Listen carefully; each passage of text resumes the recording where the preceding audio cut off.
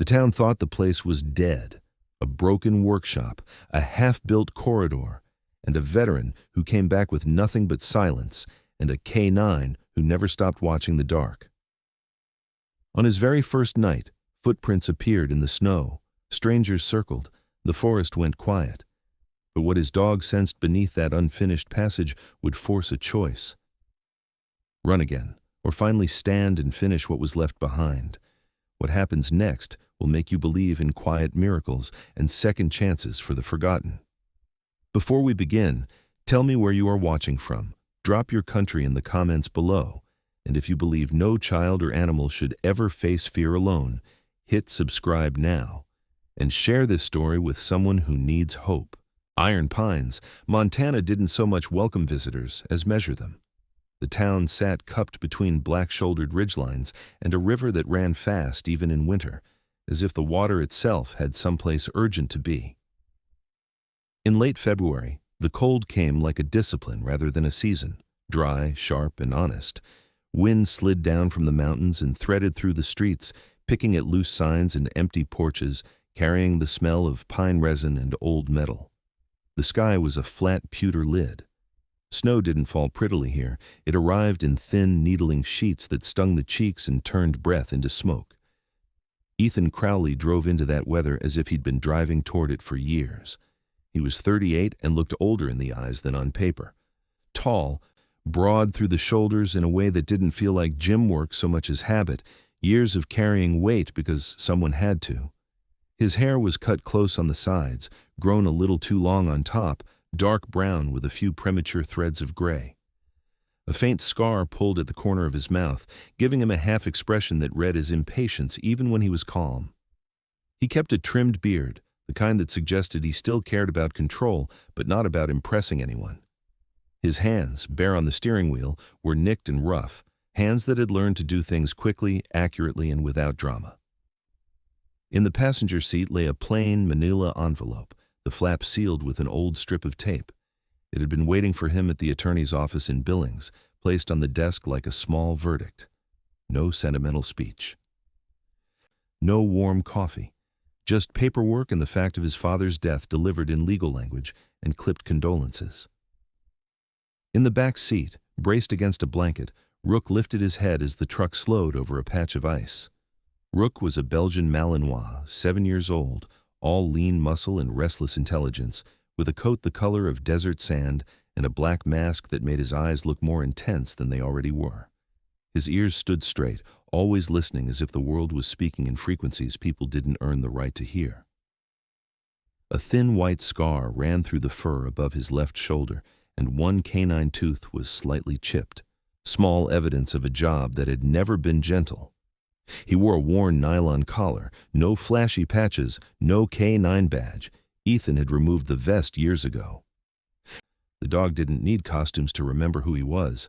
Rook's gaze flicked from the windshield to Ethan's face, then back again. Not anxious, just alert, like a partner checking a map. "You're not driving," Ethan muttered, voice rough from disuse and the heater's dry air. Rook's tail thumped once against the blanket, a small, patient joke. Ethan turned onto a narrower road that cut away from the town's sparse main drag. 2 diners, a hardware store, a motel with a vacancy sign that looked permanently tired. The map on his phone showed nothing but a thin line and a blank patch of green beyond it. The address he'd been given didn't read like a place people lived. It read like a place people disappeared. For years, Ethan had kept his life simple by force. A rented apartment in Spokane, contract work that paid enough, silence that cost nothing. He avoided family conversations the way some men avoided needles. His father, Graham Crowley, had been a presence shaped mostly by distance, a man who could build a generator out of scrap and fix a truck with 2 tools, but couldn't say sorry without making it sound like an accusation. They spoke on holidays, sometimes briefly. The calls were all weather reports and practical advice, as if tenderness might crack something. Then, Graham died in a small house fire that started in the kitchen, the way the report phrased it. Accidental, they said. Ethan imagined a pan left too long, a man too stubborn to call for help, smoke filling the rooms like something that didn't want to leave. It was easier to picture the mechanics than the fear. He pulled into a parking lot beside a service station that looked older than the road itself. A single pump stood under a dented canopy. A bell chimed when he pushed through the door, and the warmth inside felt temporary, like it had to be earned. Behind the counter was a woman in her 60s with a silver braid tucked over one shoulder. She wore a faded plaid shirt under a work apron, and her hands were stained with motor oil that had settled into the lines of her skin. Her face was weathered in the honest way. Sun, wind, years of watching people come and go. A name tag read Margot, but it looked like it had been there so long it belonged to the building. Her eyes moved from Ethan's truck keys to his jaw, then to the back seat where Rook sat upright, perfectly still. "Well," she said, voice dry as cedar bark, "you brought the kind of company that doesn't talk back." Ethan gave a half shrug. "He's quieter than most." Margot leaned forward slightly, studying Rook like she recognized something in him. "Malinois," she said. Not a question. Then her gaze returned to Ethan. "You military?" Ethan's mouth tightened. "Used to be." Margot didn't press. People in places like Iron Pines learned the difference between curiosity and trespassing. She set a paper cup on the counter and poured coffee without asking. "It's going to snow hard by afternoon," she said. "Mountain decides when you get to leave, not you." Ethan slid a few bills across. "I'm not here long." Margot's eyes flicked quick and sharp to the manila envelope tucked under his arm. "That's what they all say," she replied. "Then the cold teaches them new words." Rook huffed softly. As if amused, Margot smiled at the dog first, then at Ethan. "He's trained," she said. "Not just house manners, real training." "He worked," Ethan answered. The word landed with weight. "Same as I did." Margot's expression softened by a fraction. "Then you both earned a place to rest," she said, and her tone made it sound like a blessing and a warning in the same breath. Outside, the wind had picked up, scraping powdery snow across the lot. Ethan climbed back into the truck. He didn't drink the coffee. He held the warmth of the cup between his palms for a moment like he was borrowing a memory, then set it in the holder untouched. Rook shifted closer, nose brushing Ethan's elbow. Not needy, just present. Ethan's thoughts, as always when he tried to go still, drifted to the woman he didn't talk about. Sarah Lane had been the opposite of him in every way that mattered. She was a hospice nurse with quiet patience and stubborn kindness, 5'6", slim but not fragile, with chestnut brown hair that fell in loose waves and a constellation of freckles across her nose that summer never fully erased. Her skin was warm olive, her smile quick, her eyes a clear hazel that seemed to notice details people pretended didn't exist. She laughed with her whole face, even when she was exhausted. When Ethan came home from the war with his anger packed tight behind his ribs, Sarah didn't ask him to unpack it on command. She simply stayed close enough that he eventually did. Cancer took her fast and unfair. 18 months from diagnosis to a hospital room that smelled like antiseptic and plastic flowers. Ethan had held her hand when it happened, feeling the pulse fade like a radio signal going out. He didn't cry then. He didn't cry after. He felt as if grief had welded itself into him, solid, heavy, functional. He kept moving because stopping felt like dying. Rook had been there at the end too, sitting by the doorway as if standing guard could keep the world from taking anything else. Now, in Iron Pines, Ethan had the envelope again on his lap. At the next stop sign, he broke the tape. The paper inside was plain, typed, no signature flourish, just a copy of his father's note and a set of coordinates. "If you can still build, come to Iron Pines. I left you what I couldn't say." No apology. No, I love you. Graham Crowley had never been the kind of man who believed words could carry weight. He'd trusted steel, wood, bolts, measurements, the kind of truth you could put your hands on.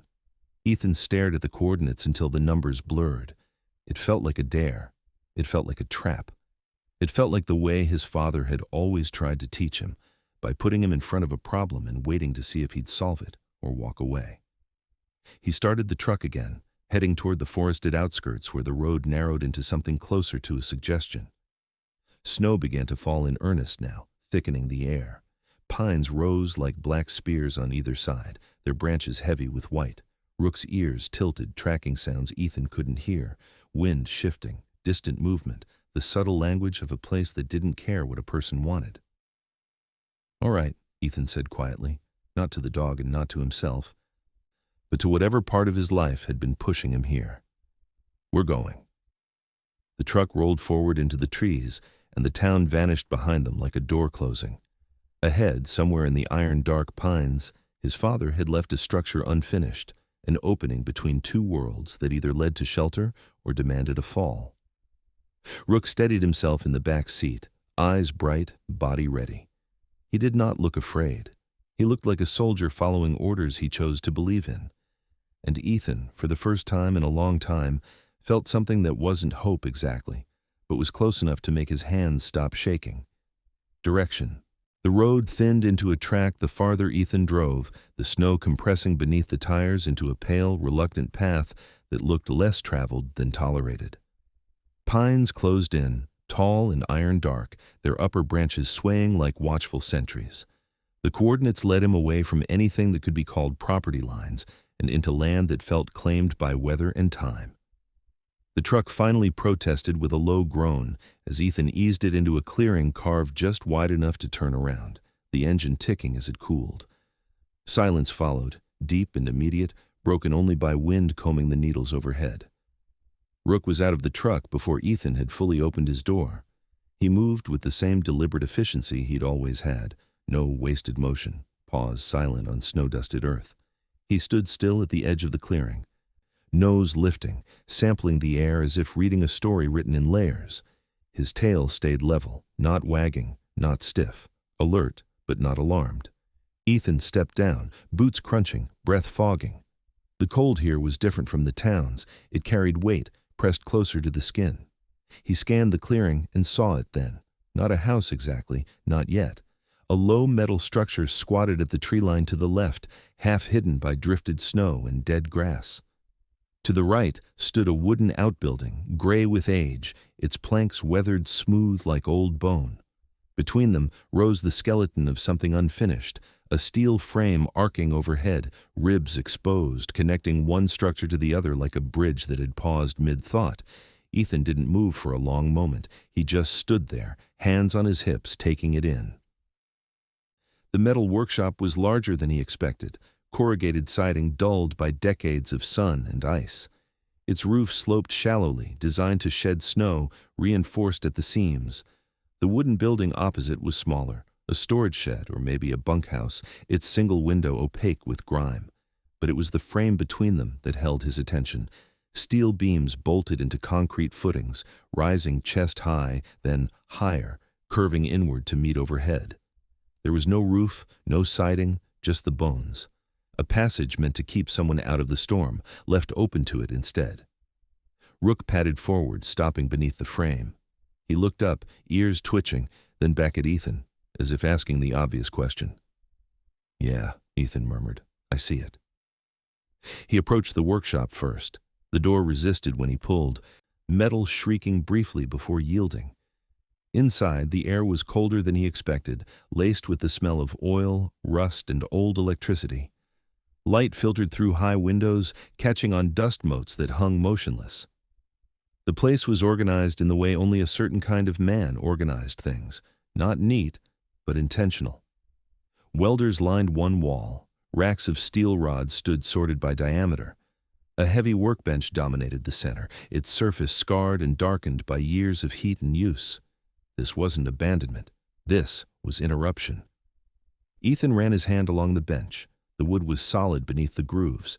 His father had worked here recently, recent enough to leave a thermos ring, a coil of wire half-spooled, a pair of gloves folded with care.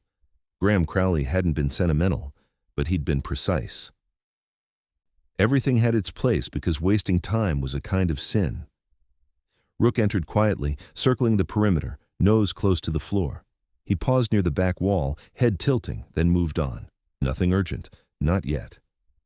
Ethan crossed to a pegboard and found a clipboard hanging from a nail. The paper clipped to it was yellowed but legible, measurements, load tolerances, notes in his father's tight angular handwriting.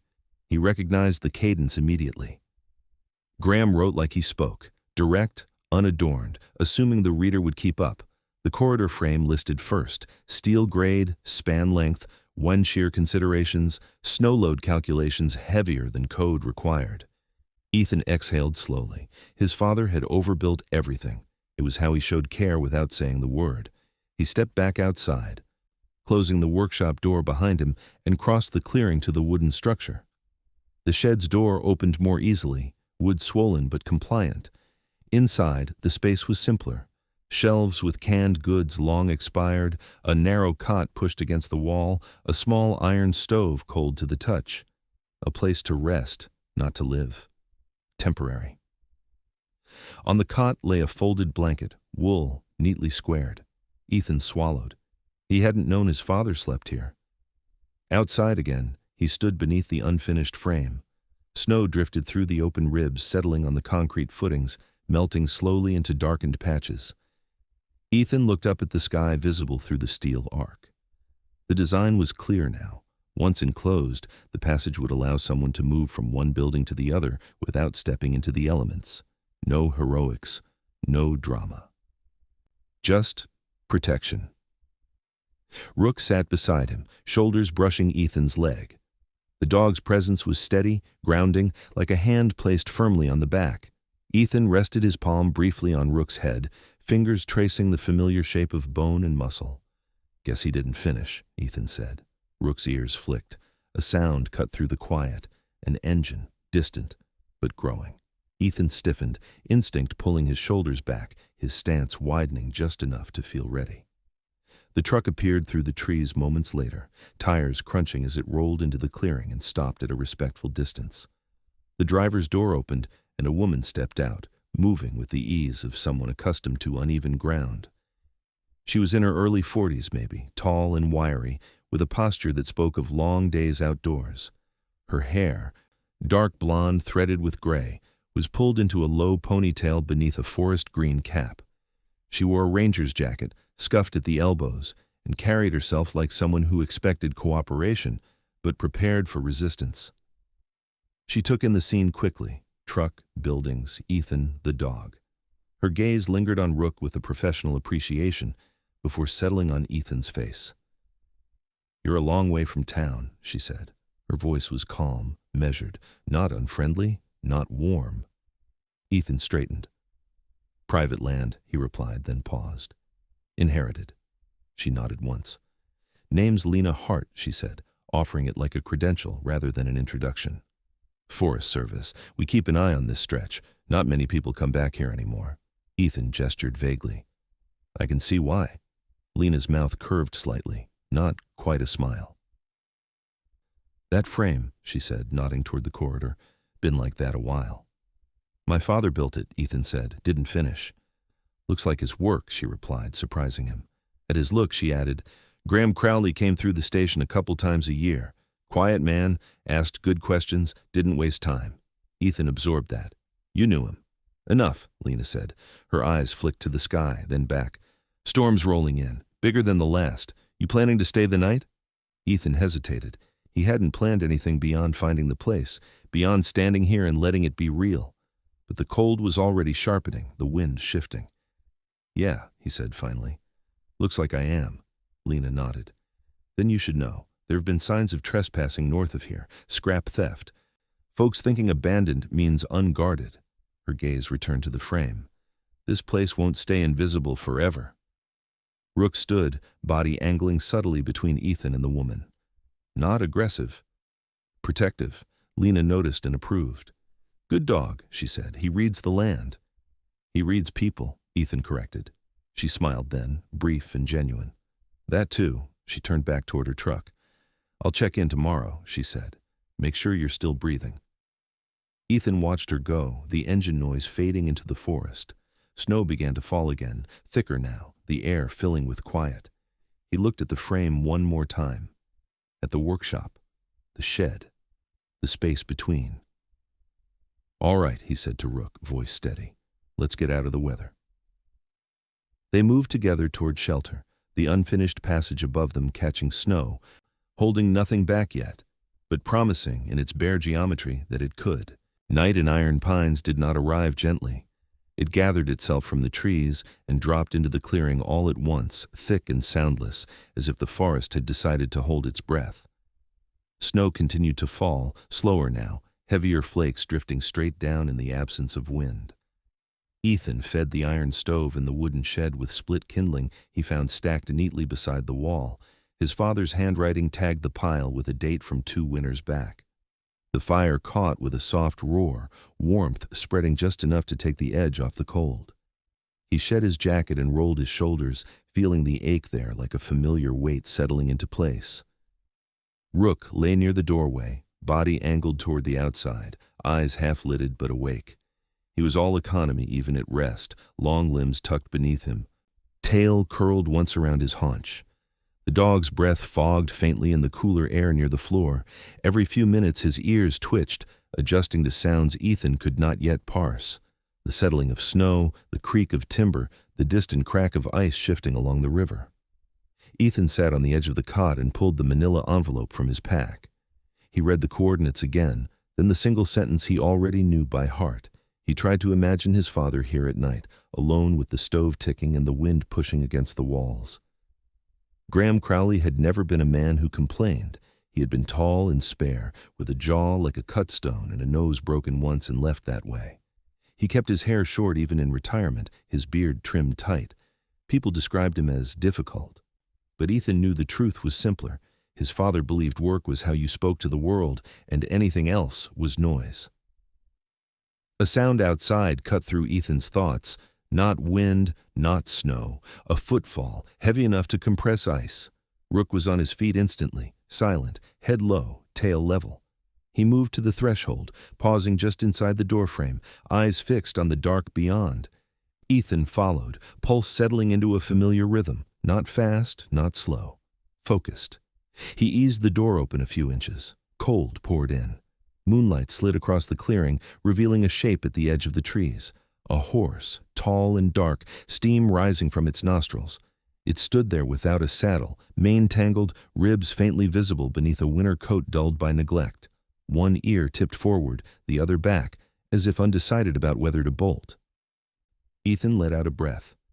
"Easy," he said softly. The horse shifted, hooves scraping ice. It was a bay gelding, older, late teens maybe, with a white sock on its left hind leg and a scar across the shoulder that suggested an old wire injury. Its eye caught the light, wary but not wild. This was no feral animal. This was a horse that had once known fences and hands. Rook stayed still. He did not advance. He did not bark. He simply watched, a quiet sentry. Ethan stepped out into the snow, hands visible, moving slow. He remembered Sarah's voice in moments like this, calm and practical. "Don't rush what's already scared." The horse snorted and took a step back, then another, then stopped. Ethan closed the distance by degrees, speaking low nonsense, nothing a horse understood, but everything a nervous animal needed to hear. When he was close enough, he noticed the halter, frayed and broken at the cheek. Someone had lost him, or let him go. Ethan didn't try to touch him. He backed away instead, leaving the shed door open, the warmth spilling out. He fetched a small bucket from inside, filled it with water, and set it near the fire's edge, then stepped back. The horse watched him, nostrils flaring, then edged forward, drawn by heat and instinct. It lowered its head and drank. Rook remained at Ethan's side, eyes flicking between horse and tree line. Protective, but permissive. Ethan rested a hand on the dog's neck, feeling the steady pulse there. "Guess you're staying too," he murmured to the horse. Later, with the door closed again and the horse bedded down just outside the shed's lee, Ethan lay on the cot staring up at the rafters. Sleep came in pieces. When it did, it brought memories he didn't invite.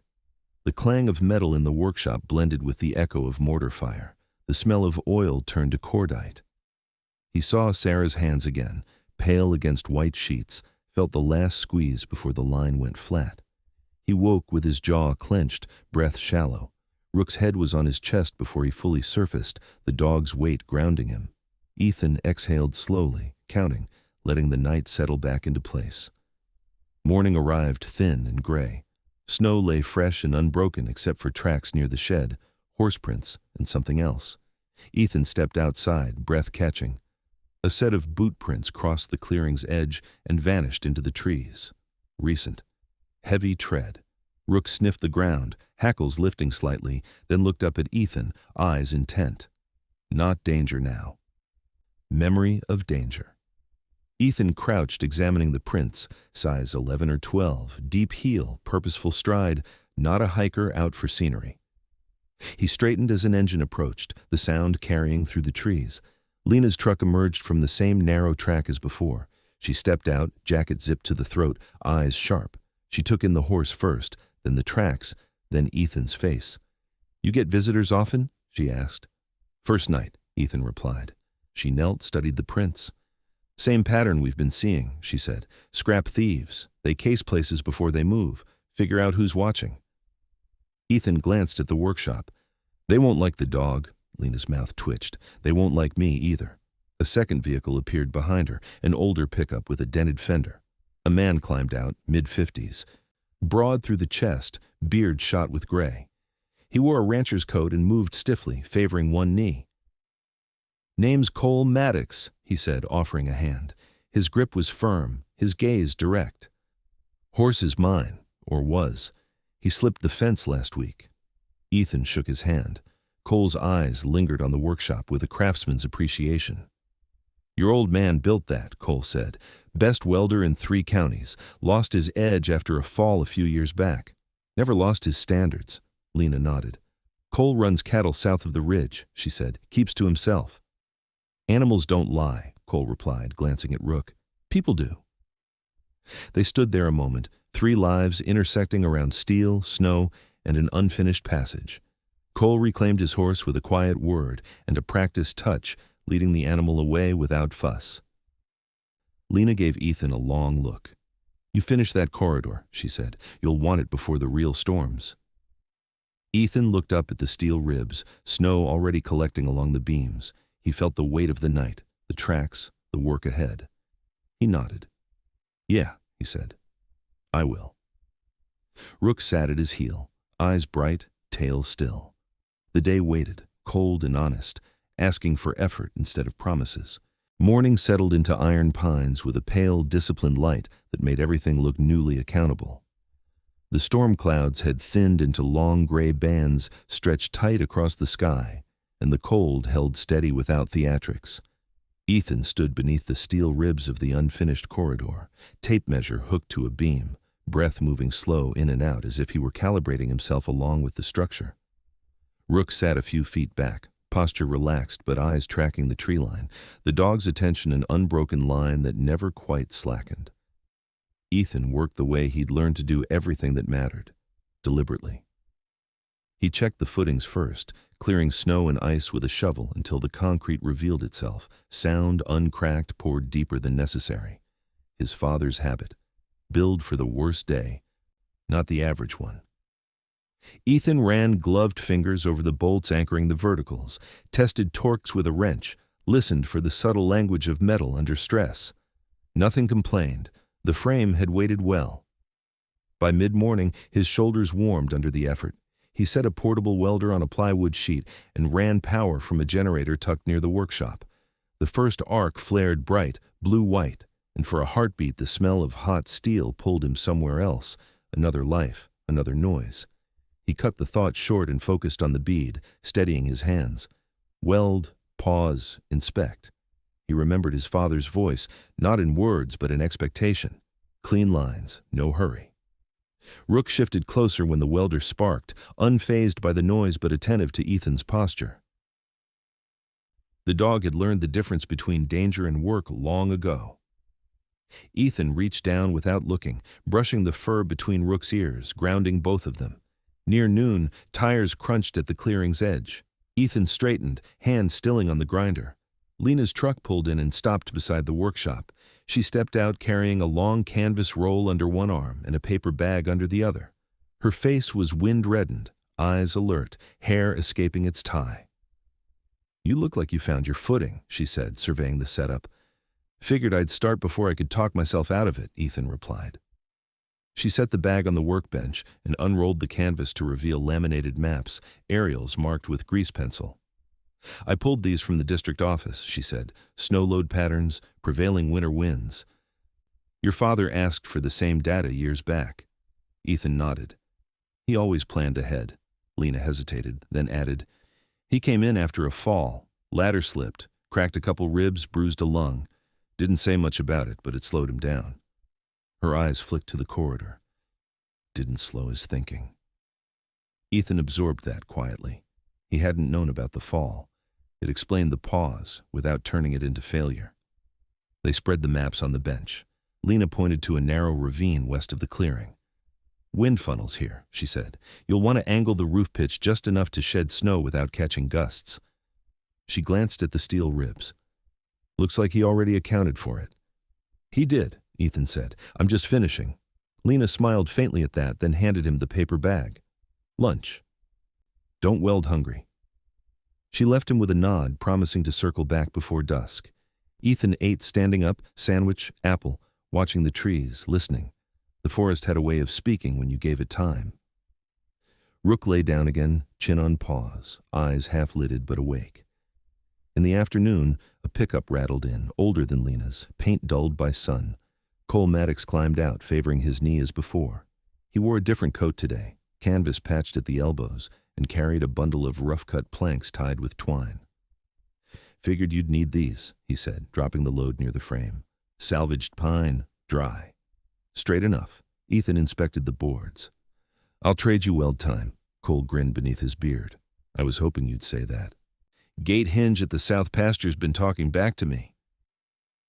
They worked in parallel for a while, not talking much. Cole measured and cut, his movements economical, his knee stiff but steady. Ethan welded brackets and began fitting crossmembers, checking alignment with a level and a practiced eye. Rook followed Cole once, sniffed, decided he was acceptable, and returned to his post. As the light slanted lower, Ethan uncovered a small metal box bolted beneath the workshop's eave, half hidden by shadow. He hadn't noticed it before. Inside were notebooks wrapped in oilcloth, edges darkened by age but intact. He carried them to the bench and opened the first. Graham Crowley's handwriting filled the pages, calculations, diagrams, notes on material fatigue, expansion rates in extreme cold. And then, among the technical entries, a line set apart by a heavier pen stroke. Build the passage so a tired man doesn't have to choose between warmth and work. Ethan closed the notebook slowly. He understood now. The corridor wasn't about convenience, it was about mercy, applied practically. The sound of voices reached them from the tree line. Ethan looked up as two men emerged on foot, moving cautiously. They were younger than Cole, both lean, both wearing mismatched cold-weather gear. One had a red beard and sharp cheekbones, eyes too quick. The other was taller, hood pulled low, hands buried in pockets. They stopped short when they saw Ethan, Cole, and the dog. Didn't know anyone was using this place, the bearded one said, tone casual but weighted. Ethan straightened, welding helmet pushed up, eyes level. It is now.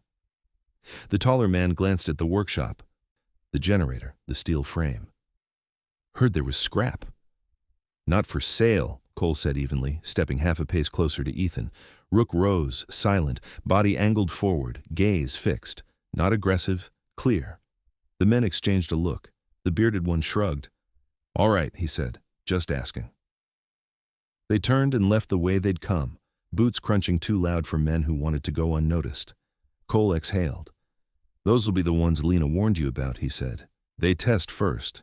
Ethan nodded. They'll be back. Probably, Cole agreed. He clapped Ethan's shoulder once. Good thing you're building something worth defending. Dusk crept in, bringing a deeper cold.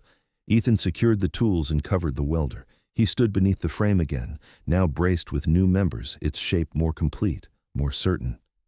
Snow began to fall lightly, catching on the steel, melting and running off as intended. Rook sat beside him, tail sweeping once across the ground. Ethan looked at the corridor, at the workshop, at the shed beyond. Measure twice, he said quietly. Cut once. Rook's ears flicked, approving. They went inside as the light faded, the structure overhead holding its promise a little better than it had that morning. The temperature dropped fast after dusk, the kind of cold that didn't announce itself with wind but crept inward, settling into joints and seams. Ethan finished bolting the last temporary brace into place and stepped back beneath the corridor frame, craning his neck to study the angles against the darkening sky. Snow no longer lingered on the steel the way it had days before. It slid and shed, doing exactly what the design promised. Progress, he thought, wasn't loud. It was cumulative. Rook paced the perimeter in slow arcs, nose close to the ground, then lifted his head toward the ravine Lena had marked on the map. The dog's posture tightened. Not alarm, not calm. Assessment, Ethan noticed and followed the line of sight, memorizing shadows and gaps. He reached into the workshop and retrieved a small trail camera he'd found among his father's things earlier, still boxed, batteries taped to the lid. Graham Crowley had prepared for watching as much as building. Ethan mounted the camera high on a pine overlooking the approach, angling it to catch movement without advertising itself. He worked quietly, fingers steady despite the cold. Rook sat at the base of the tree, ears rotating, counting the forest's breaths. Night deepened. The shed glowed faintly from the stove, and the workshop stood dark, conserving heat. Ethan ate sparingly, cleaned tools, and then settled into the kind of waiting he knew too well. He positioned himself where he could see the corridor ribs outlined against the stars, the path between buildings a promise half kept. Rook lay beside him, head up, eyes reflecting pinpoints of light. Near midnight, the forest changed tone. Not louder, quieter. The small sounds fell away. Rook rose, muscles coiling. Ethan felt it then too, the sense of being counted. Footsteps crept along the ravine edge, cautious, testing. A beam of light winked briefly and vanished. Ethan didn't move. He placed one hand on Rook's collar, the other resting on his knee, grounding himself. The steps stopped. A low murmur passed between voices. 2 men, maybe 3. They circled wide, avoiding the clearing, probing for an angle. Ethan waited until the sound drifted closer to the workshop. Then he stood deliberately and struck a steel bar with a hammer. The ring cut the night clean. He stepped into the open, silhouette clear beneath the corridor frame. Rook stepped with him, silent and unmistakable. "Private property," Ethan called, voice level. "You've been seen." The murmurs stopped. A figure shifted in the trees, then another. The bearded man from before stepped partially into view, hands raised just enough to be visible. He was younger than Ethan had first thought, early 30s, face narrow, beard ragged as if grown in defiance rather than comfort. His jacket was thin, his eyes sharp. "Didn't mean trouble," the man said. "Just passing." Ethan didn't answer immediately. He let the quiet do the work. Rook's gaze never left the man's hands. "You're not passing," Ethan said at last. "You're checking." The man swallowed. His companion, a taller shape, hood up, shifted back, retreat already chosen. "Not worth it," the bearded one muttered, and they melted away into the trees, boots careful again. Ethan didn't chase. He didn't need to. He stood until the forest resumed its breathing, then returned inside. Rook followed, posture easing but alertness intact. Morning came brittle and clear. The trail camera chimed softly as Ethan pulled the card. He scrolled through images on the small screen. Deer, a fox, then men. Faces blurred by distance but patterns clear. Routes mapped, times noted. Enough. Lena arrived just after sunrise, eyes narrowing as she reviewed the footage. "They're organized," she said, "not desperate scavengers." "Scrap," Ethan replied. "Steel, tools." She nodded. "And leverage." She radioed in coordinates, voice clipped and calm. "We'll increase patrols, but it'll take time." Time, Ethan thought, was what Storms and Thieves both counted on. They were joined mid-morning by a man Lena introduced as Deputy Marshal Ben Holloway. He was in his early 40s, tall with a square jaw and a mustache that looked like it had survived arguments. His eyes were tired but focused, the eyes of someone who'd learned patience the hard way. He wore a plain jacket, no show. "You're not wrong to be concerned," Holloway said after reviewing the footage. "But don't escalate. Let us do that." Ethan nodded. "I'm building," he said, "not baiting." Holloway's mouth twitched. "Good. Builders tend to outlast burners." As the day warmed slightly, Cole Maddox returned with more lumber and a thermos of coffee that tasted like he dared it to be stronger. He listened, jaw set, then nodded once. "I'll keep eyes on the south pasture," he said. "My boys can help if needed." By afternoon, the corridor had changed character. Roof panels went up, corrugated steel overlapped just so, fastened with neoprene washers to keep water honest. Ethan worked the lift with care, muscles burning, breath measured. Rook shadowed him, alert but unbothered by height or noise. Lena checked the pitch, nodded approval. "You're making a spine," she said. "Good ones hold." Ethan paused, sweat cooling on his neck. "That's the idea." Dusk brought a thin snowfall, the flakes catching on the new roof and sliding away. Ethan installed temporary doors at each end, thick plywood for now, braced and latched. When he stepped back and closed the far door, the corridor changed the sound of the world. Wind softened, snow hushed. The path between workshop and shed became intimate, protected. Rook walked the length once, nails clicking, then sat in the middle and looked up at Ethan, eyes bright. Approval, unmistakable. That night passed without intrusion. The forest tested once, twice, then settled. Ethan slept deeper than he had in months, dreams fewer, shorter. When he woke before dawn, the corridor held the cold at bay, the promise kept a little longer. He stepped outside as first light bled into the sky, breath clouding. The steel gleamed dull and sure. The shed smoked gently. The workshop waited. Ethan rested his hand on the corridor post, feeling the vibration of the waking world. He wasn't finished, not close, but he was no longer exposed. Rook pressed his shoulder into Ethan's leg, steady as a metronome. "All right," Ethan said quietly. "We keep building." The morning after the quiet night arrived with a different temperature, not warmer exactly, but steadier. The kind of cold that respected preparation. Ethan stepped into the corridor and closed the door behind him, listening as the latch settled into place. The sound was muted, civilized. Wind pressed against the outer skin and slid away, denied purchase. He stood there a moment longer than necessary, palms resting on the steel uprights, feeling the difference between exposure and shelter register somewhere deeper than muscle. Rook trotted the length of the passage and paused at the far door, tail giving a small, satisfied sweep.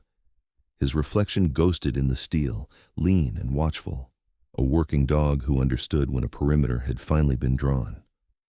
Ethan spent the first hours reinforcing details that didn't announce themselves, flashing at seams, drip edges tuned to the roof's slope, a rubber gasket set along the doorframes so winter couldn't argue its way inside. He worked without hurry, pausing often to check alignment to test the give. The corridor had stopped being an idea and become a responsibility. That felt right. By late morning, the generator hummed low and even, and the workshop smelled of clean metal instead of rust. Ethan found himself reorganizing shelves, grouping clamps by size, sorting rods by grade. He recognized the impulse and didn't fight it. Order had always been how he kept the noise down.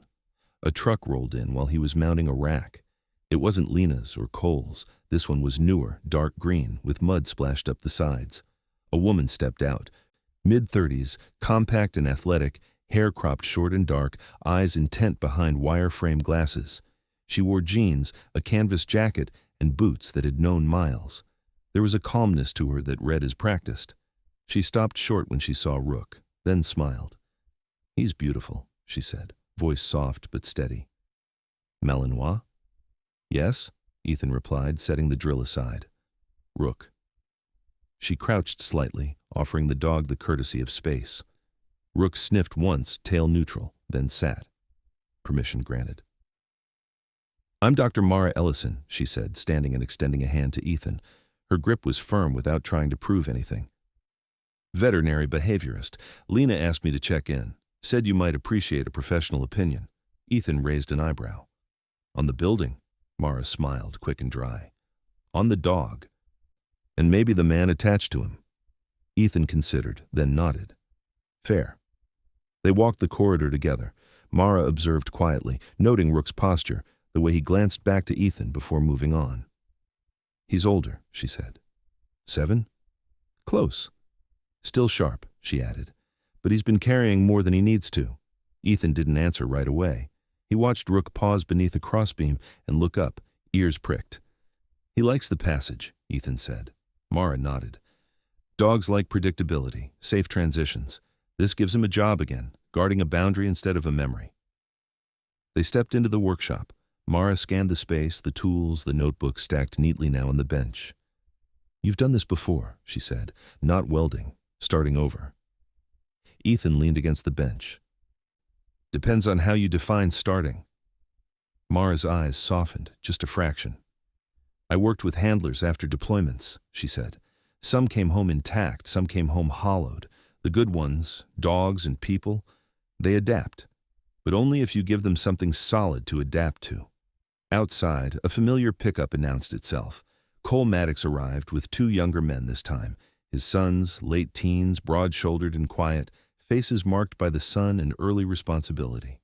They unloaded more lumber and a crate of hardware, nodding respectfully to Ethan and the dog.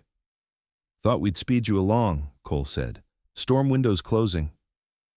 They worked together through the afternoon. Ethan assigned tasks without fuss, trusting instinct and observation. The sons moved efficiently, asking questions when needed, listening when answered. Mara stayed back, watching Rook navigate the increased activity. She made a note or two on a small pad, then tucked it away. By mid-afternoon, the corridor gained its final side panels, vertical slats spaced to break wind without trapping moisture, just as the notes prescribed. The interior light shifted, striped and calm. Ethan stood back and let the sight settle. He felt a strange lift in his chest, not pride exactly. Relief. A radio crackled from Lena's truck as she pulled in. She stepped out with Ben Holloway beside her, both faces set with focus. "They tried the south approach last night," Lena said. "Your lights and noise changed their math." Ben nodded. "We're moving tonight, quietly." Ethan listened, arms crossed, eyes returning to the corridor. "I'm not looking for trouble," he said. Ben met his gaze. "You're not. But you're not running either." As dusk approached, the temperature dipped again. Snow began to fall in earnest, heavier this time, the kind that piled and pressed. The crew packed up tools. Cole's sons waved and climbed back into the pickup. Lena and Ben departed to prepare their move. Mara lingered. She watched Ethan latch the corridor doors, test the seals. Rook paced once, then settled near the center, lying down with his chin on his paws. "He's choosing it," Mara said softly. Ethan nodded. "So am I." She hesitated, then reached into her jacket and handed Ethan a small card. "If you want," she said, "I run group sessions in town. Veterans, handlers, no pressure." Ethan turned the card over once, then tucked it into his pocket. "Thanks." Night fell with purpose. Snow drummed against the roof and slid away. Inside the corridor, the sound softened to a hush. Ethan brewed coffee and sat on a crate, boots planted, back against the steel. Rook slept nearby, breathing slow and even. For the first time in a long while, Ethan felt the weight he carried shift, not disappear, but settle into something that could be held without cutting off circulation. The corridor didn't erase storms. It gave him a place to stand while they passed. Outside, engines moved in the distance, muffled and controlled. Lena and Ben did their work. Ethan stayed where he was, not hiding, not chasing, holding. By dawn, the snow had eased. The corridor stood clean and complete, its lines sure. Ethan opened the far door and stepped into the pale morning, breath clouding. He looked back once at the passage he'd finished, then forward, at the workshop, and the day waiting to be shaped. Rook rose and followed, shoulder brushing Ethan's leg, steady as ever. The operation finished before dawn, quiet as it had begun. Ethan knew it not by radio chatter or headlights, but by the way the forest released its breath.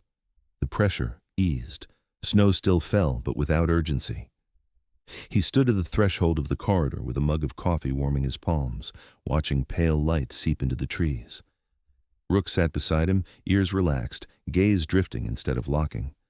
Whatever Lena and Ben had done during the night, it had shifted the balance. Tracks told the story later. Tire marks cut shallow and crooked near the ravine, then vanished toward the county road. No footprints crossed the clearing this time. The men who tested boundaries had learned where they ended. Lena arrived mid-morning, her uniform dusted with snow, eyes tired but steady. She leaned against the workshop wall while Ethan listened. "They were loading when we moved," she said. "Stolen equipment, scrap, generators, no shots, no running." She glanced at the corridor, then at Rook. "Your presence helped. They didn't want witnesses who paid attention." Ethan nodded once. He didn't ask for details. He'd learned long ago that some victories were better left unexamined. Ben Holloway followed, offering a brief update and a firm handshake. "Area's clean," he said, "for now." He met Ethan's eyes, measuring. "You did the right thing by holding ground." After they left, the day opened up. Sun broke through the cloud cover in thin, honest stripes that warmed the steel roof just enough to send rivulets sliding off. Ethan spent the morning sealing joints, painting exposed edges with a weatherproof coating mixed to match the dull gray of the metal. Rook followed the brush, fascinated, then lost interest and claimed a spot halfway down the corridor where light pooled.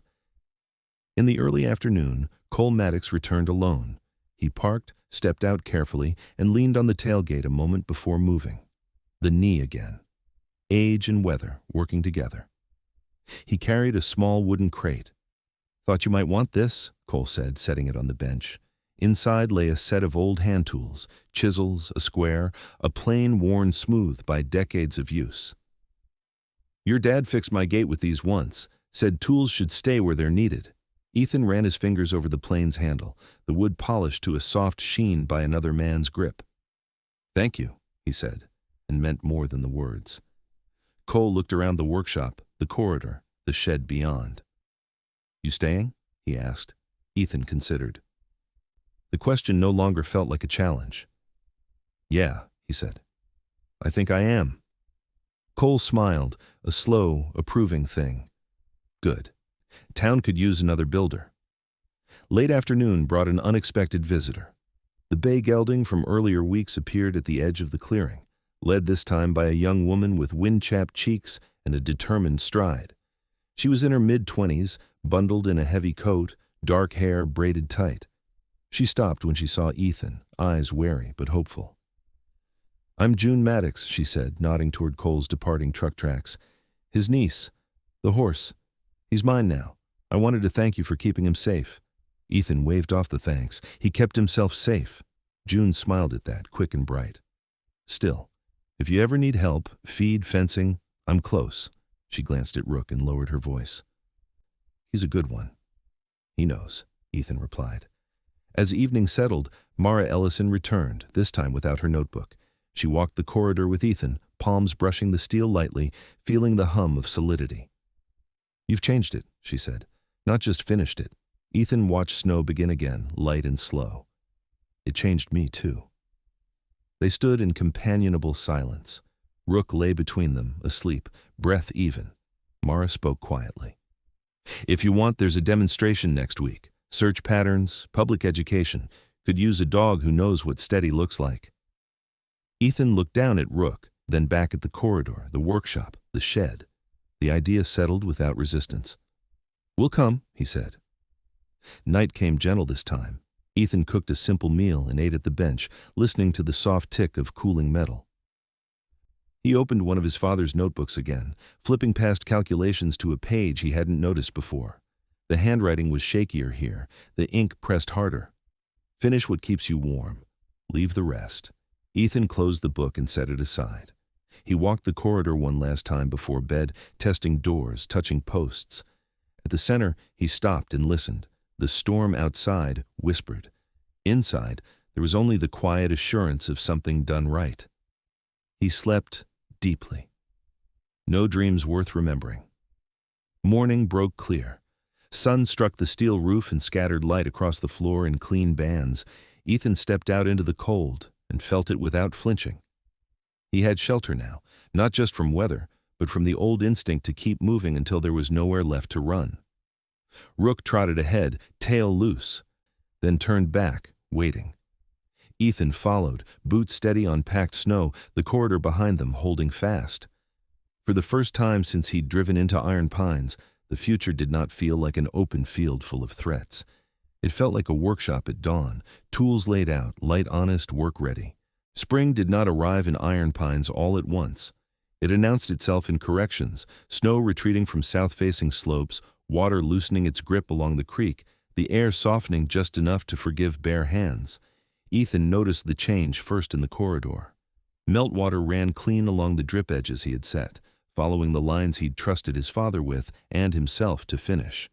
The structure did what it was built to do, It held. Weeks passed with a steady rhythm. Mornings began in the workshop, sunlight finding its way through high windows and landing on the bench where tools now lived in quiet order. Afternoons belonged to the land, clearing brush, mending fence lines, helping Cole and his family where hands were needed.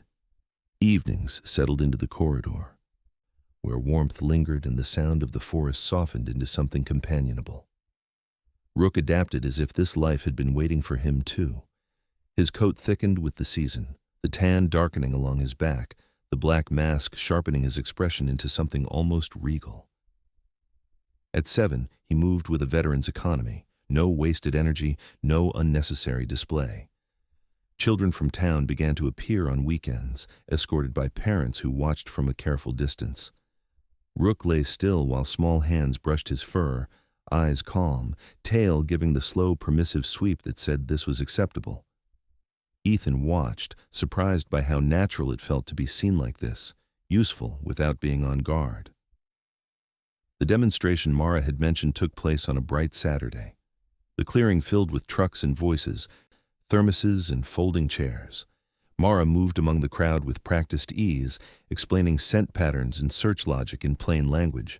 She wore the same canvas jacket, hair tucked back, expression focused but kind. When she introduced Ethan and Rook, there was no flourish. "This is what steady looks like," she said simply.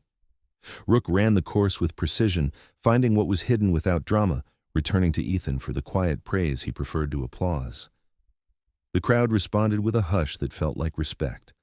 Afterward, a man lingered near the workshop door, mid-40s, lean, hair cropped short, beard trimmed close. He introduced himself as Owen Price, a former handler who now worked logistics in town. His eyes held the familiar mix of relief and restraint. "Didn't think I'd miss it," Owen said, glancing at Rook. "Turns out I did," Ethan nodded. "There's room." That night, after the crowd thinned and the land reclaimed its quiet, Ethan sat in the corridor with a notebook open on his knee. He had started keeping notes, not calculations but observations. What worked, what didn't, what helped. He wrote until the light faded, then set the notebook aside and listened to the creak, the wind, the steady breathing of the dog beside him. A month later, the sign went up over the workshop door. It was modest, hand-painted, the letters clean and unembellished, Iron Pines Restoration. Cole brought the ladder, June held the line. Ethan set the final screw and stepped back. No ceremony, just a thing done right. Work came, slowly at first. A broken trailer hitch, a snowblower frame cracked from fatigue, a gate bent by a careless storm. Ethan took the jobs he could handle and referred the rest. He paid fair wages when he hired help. He closed early when the weather demanded it. The corridor saw more footsteps now, boots with mud, boots with snow, boots with purpose. One evening, as the sun dipped low and painted the steel a warm copper, Ethan found Mara waiting near the shed. She held a paper bag and a bottle wrapped in cloth. "Peace offering," she said, "and a question." They sat on crates, shared the simple meal, watched the light move. Mara spoke without hurry. "I've been offered a position farther south," she said. "Better funding, more reach." She looked at the corridor, the workshop, the dog. "But places matter. People too." Ethan didn't answer right away. He had learned the value of letting silence do its work. Finally he said, "Iron Pines could use you." Mara smiled, the decision already settling. "That's what I thought." Summer came fully, green and generous. The corridor shaded more than it sheltered now, a cool passage through heat and dust. Rook aged gently, his pace easing, his naps longer, his vigilance undimmed. He took to lying at the corridor's center in the afternoons, where the light broke into bands and the air moved just enough. Visitors learned to step around him, respectful. One late afternoon, Ethan opened the last of his father's notebooks. He'd saved it, not out of fear, but timing.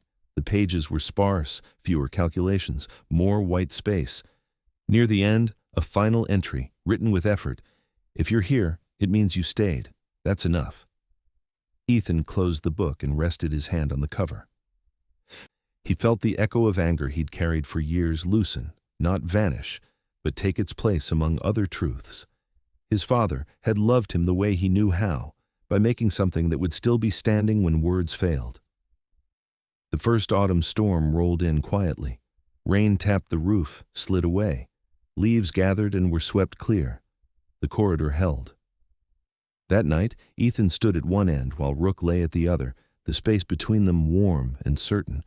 He thought of the man he'd been when he arrived, driving into cold with no plan but distance. He thought of the work, the people, the dog.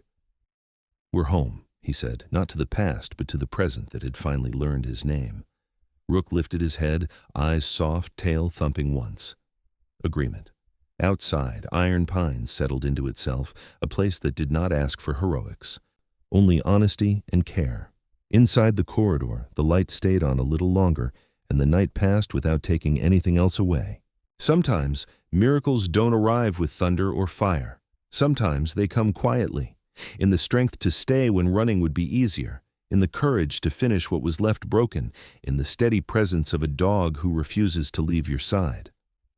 This story reminds us of something God often shows us in small ways, that healing doesn't always mean erasing the past. It means building shelter around it. It means turning pain into purpose and letting love, human or animal, stand watch when fear tries to return. In our daily lives, we all carry unfinished corridors, rooms of grief, moments where we feel forgotten or worn thin by the storm. But God does not waste broken things. He builds through them. If this story touched your heart, share it with someone who may feel alone today. Leave a comment below and tell us where you're watching from. We read every one. And if you believe that no soul, human or animal, should ever face fear alone, please subscribe to the channel. Your support helps these stories reach the people who need them most. May God bless you, protect your home, and guide your steps, even through the quietest passages of your life. Amen.